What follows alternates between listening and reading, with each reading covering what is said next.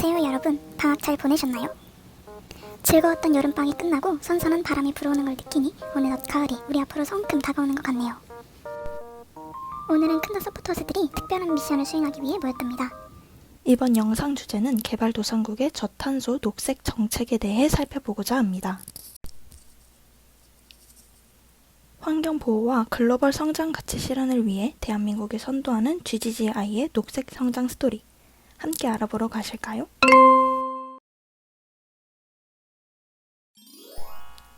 추가로 이번 큰더 서포터즈가 직접 컨택하여 GGGI의 그린 트랜스포테이션 분야의 장찬선 전문가와 인터뷰를 진행하였습니다.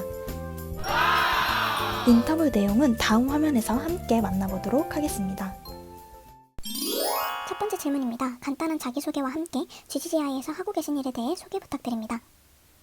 찬선 전문가님은 GGGI IPSD 부서에서 부국장으로 지속가능 교통 분야를 리드하고 있다고 자기소개해 주셨습니다. 전문가님은 교통 분야 리드로서 사업 발굴, 기술 지원, 사업 개발 및 이행, 역량 강화를 GGGI 현지 사무소 및 개도국 정부에 제공하고 있습니다. 현재 아시아, 아프리카, 남미, 태평양 지역 20여 개국에서 지속가능한 교통 협력 사업에 참여하고 있다고 합니다. 두 번째 질문입니다. 그린 트랜스포테이션이 무엇인가요? 개념이 생소하실 분들을 위해 쉽게 설명 부탁드립니다. 녹색 교통, 그린 트랜스포테이션은 최소한의 자원으로 구동되어 환경에 부정적인 영향을 미치지 않도록 계획한 교통수단입니다. 친환경 교통수단을 수용하는 문화는 대기 오염을 줄이고 더 건강하게 지내는 데 도움이 될 뿐만 아니라 개인이 에너지 자원을 적게 사용함에 따라 정부의 화석 연료 의존도를 낮출 수 있을 것입니다. 세 번째 질문입니다. 그린 트랜스포테이션이 국제사회와 개발도상국에서 중요한 이유는 무엇이며 이러한 접근 방식이 가지고 있는 성장 잠재력과 환경, 경제, 사회적으로 미칠 수 있는 긍정적인 영향은 무엇인가요? 교통 분야는 삶의 질을 유지하는 데 있어 주요한 경제적, 사회적 중요성을 지닌다고 답변해 주셨습니다. 이로 인해 교통은 화석 연료의 주요 소비 분야 중 하나로 글로벌 온실가스 배출량의 약 20%를 차지한다고 합니다. 이는 개도국의 화석 연료 의존도를 높일 뿐만 아니라 교통체증, 건강 악화, 소음, 자원 사용 및 폐기물에 관한 사회 문제 및 기후변화에 심각한 영향을 미치게 됩니다. 이러한 이유로 대부분 국가들은 녹색 교통 및 지속가능 교통체계 도입을 추진하고 있습니다. 이러한 탈탄소화를 통해 삶의 질 향상뿐만 아니라 녹색 산업 전환으로 신규 일자리 창출을 도모할 수 있을 것입니다. 네 번째 질문입니다. GGI에서 시행한 개도국 트랜스포테이션 사업 사례 중 하나를 소개해 줄 수 있을까요? GGGI는 네팔 정부의 전기 자동차 전환 파트너로 2015년부터 네팔의 전기차 도입을 촉진하기 위한 정책 및 기술 지원을 제공하고 있는 사례를 말씀해 주셨습니다. 전기차는 환경오염과 화석연료에 대한 의존도를 포함한 문제의 심각성을 완화시킬 수 있는 잠재력을 가지고 있어 네팔 정부의 강력한 노력에도 불구하고 가격 경쟁력이 확보되지 않아 네팔에서 전기차 시장 형성은 여전히 초기 단계에 있습니다. 이러한 금융적 제한을 해결하기 위해 GGGI는 독일의 GIG와 Mitigation Action Facility를 통해 기후 재원을 확보하여 전기 미니버스를 위한 혁신적인 금융 메커니즘을 제공하는 Sustainable Electronic Transport for Nepal 프로젝트를 시행하고 있습니다. 본 사업을 통해 2030년까지 네팔에서 구입되는 신규 미니버스의 85%는 전기버스로 도입될 것으로 기대하고 있으며 20년 동안 약 167만 톤의 직접적인 이산화탄소 감축과 300만 톤의 간접적인 감축 효과를 볼 것으로 기대하고 있습니다. 다음 질문입니다. GGGI가 개발도상국 정부나 다른 국제기구와 어떻게 협력하고 있나요? GGGI는 개도국의 지속가능한 녹색교통 구축을 위해 다양한 국제기구와 협력을 진행하고 있다고 합니다. 이를 위해 GGGI는 양자 금융기관 및 다자 국제기구와 녹색교통 프로젝트를 공동으로 추진하고 있습니다. 마지막 질문입니다. GGGI에서는 개도국이 녹색교통을 도입할 때 어떤 종류의 기술적, 재정적 지원을 제공하나요? 궁극적으로 교통 부분에서 멤버 국가들의 녹색 성장 전환을 강화하는 녹색 투자 프로젝트 개발을 위한 공공 및 민간 부분 자본 흐름을 증가시키기 위해 GGGI는 국가, 지역, 지방 녹색 교통 정책 및 개발 계획 수립 지원, 녹색 교통 인프라 및 시스템 구축을 위한 양다자 재원 확보 지원, 글로벌 프로그램을 통해 관련 이해 관계자들의 역량 강화를 지원하는 것에 우선순위를 두고 있다고 답변해 주셨습니다. GGGI는 구체적인 성공 사례를 만들기 위해 위와 같이 지원하고 있다고 덧붙여 주셨습니다.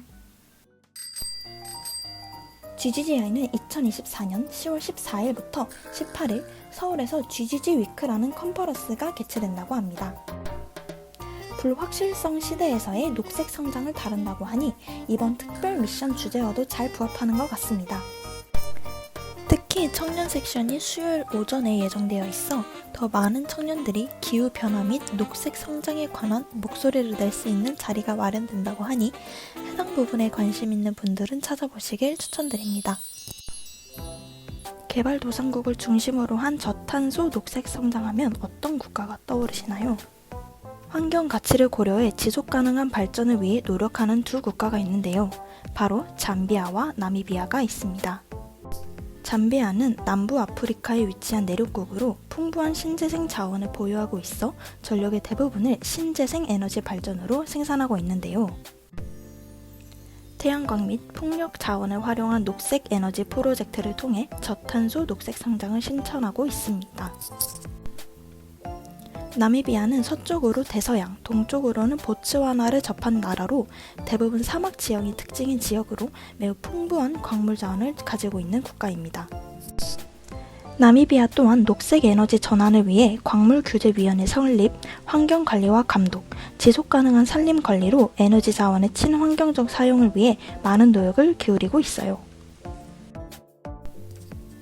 그렇다면 저탄소 녹색 성장을 도모하기 위한 국제기구는 어디일까요? 글로벌 녹색성장연구소 GGGI는 포용적이며 지속가능한 저탄소 경제로의 전환을 목표하는 국제기구인데요. GGGI는 개발도상국의 저탄소 녹색 성장 전략을 지원하기 위해 2010년 6월 서울에 설립되었습니다. GGGI는 2010년 6월 이명박 정부 당시 저탄소 녹색 성장 전략을 연구하는 비영리 재단으로 출범한 기구인데요. 2년 후인 2012년 6월에는 공식 국제기구로 인정받아 개발도상국에 맞는 탄소 중립 정책 개발, 녹색 금융 재원 조달 등의 역할을 해오고 있습니다.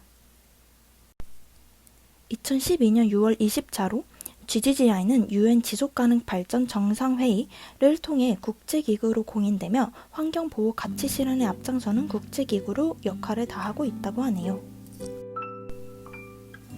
GGGI 창립 회원국은 우리나라를 포함해 덴마크, 호주, 캄보디아, 코스타리카, 에티오피아 등 18개국입니다. 먼저 GGGI의 의의와 비전, 그리고 국제사업에 대해 말씀드릴 텐데요. 녹색성장연구소는 개발도상국의 신흥경제권에서 지속가능한 경제성장을 촉진하는 데 전념하는 조약 기반의 국제적 정부간 기구인데요. 녹색성장 모델을 향한 글로벌 전환을 목표로 삼고 있으며 핵심은 빈곤 감소, 사회적 포용, 환경적 지속 가능성, 경제성장을 동시에 달성하고자 하는 의의를 가지고 있습니다. 또한 GGGI는 5가지 핵심 가치를 통해 비전을 구체화하고 있는데요. GGGI의 5가지 핵심 가치는 진실성, 번역성, 포용성, 대담함, 우수성으로 개발도상국 저탄소 녹색성장 운영 방식에 대한 프레임워크를 제공하고 있습니다. 이는 곧 혁신적이고 협력적이며 원 GGGI라는 비전과 상응하는데요. GGGI는 이러한 비전을 공유해 강력하고 포용적이며 지속가능한 성장의 탄력적인 세계를 꿈꾸고 있답니다. 두 번째 녹색성장 이야기, GGGI의 사업에 대해 함께 알아보러 갈까요? 첫 번째 순서로 소개할 GGGI의 사업은 바로 몽골의 NDC 이행 지원 사업입니다. 여러분 모두 NDC라는 약자에 대해 아시나요? NDC란 National Determined Contributions의 약자로 파리 기후변화 협정에 따라 참가국이 스스로 정하는 국가 온실가스 감축 목표를 의미합니다. 몽골은 2019년 11월에 승인된 NDC에서 2030년까지 온실가스 배출량을 BAU 대비 14%에서 22.7%로 감축으로 완화 목표를 상향 조정했는데요. 총 배출량 감소에서 에너지 부분이 차지하는 비중은 66.7%로 가장 높고 농업 부분이 그 뒤를 이으며 첫 번째로 소개할 GGGI의 사업은 바로 몽골의 NDC 이행 지원 사업, 즉 파리 협정 이행을 위해 노력 중에 있습니다. GGGI는 이러한 몽골의 NDC 이행을 위해 보조금을 지원하며 NDC 이행을 가로막는 일부 장벽을 해결하도록 돕고 있다고 합니다. 세 번째로 소개할 사업은 2021년, 2025년 사이에 해당하는 GGGI 우즈베키스탄 국가계획 프레임워크 프로젝트입니다. 해당 사업을 이해하기 위해서는 우즈베키스탄의 지리적 특성을 먼저 살펴볼 필요가 있어요.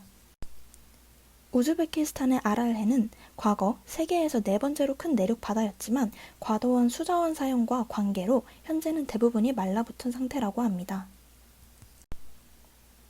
이로 인해 심각한 환경 재난과 생태계 파괴가 발생하여 현지 주민들의 건강과 생계에도 큰 영향을 미치고 있는 상황이라고 하는데요.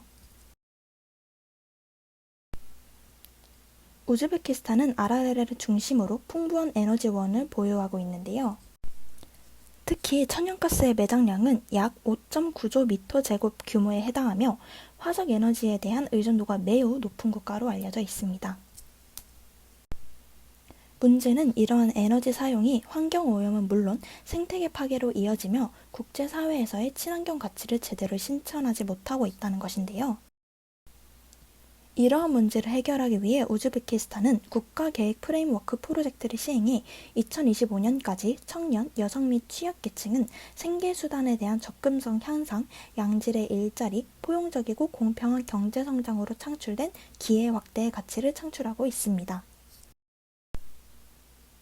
마지막 녹색 성장 이야기는 GGGI의 내용 정리와 대한민국의 방향성에 대해 살펴보면서 마무리해보도록 하겠습니다. 여러분, 기쁜 소식 한 가지를 전해드리려고 합니다. 그 소식은 바로 지난 8월 22일 우리나라의 김상협 탄소중립녹색성장위원장님께서 한국인 최초로 GGGI 사무총장으로 임명되었다는 것인데요. 이번 임명을 통해 대한민국의 글로벌 녹색성장 리더십이 더욱 강화될 뿐만 아니라 김상협 위원장의 리더십 아래 GGGI는 앞으로도 지속가능한 성장과 탄소 중립을 실현하는 데 중추적인 역할을 할 수 있겠죠? 우리나라는 앞으로도 GGG와의 협력을 통해 글로벌 녹색 성장 및 탄소 중립을 선도하는 국가로서의 입지를 더욱 공고히 할 예정인데요. 김상협 사무총장의 임명을 계기로 대한민국은 지속가능한 미래를 향한 발걸음을 더욱 힘차게 내딛게 될 것입니다. 여러분도 함께 대한민국의 녹색 성장 스토리에 동참해 주시길 바랄게요.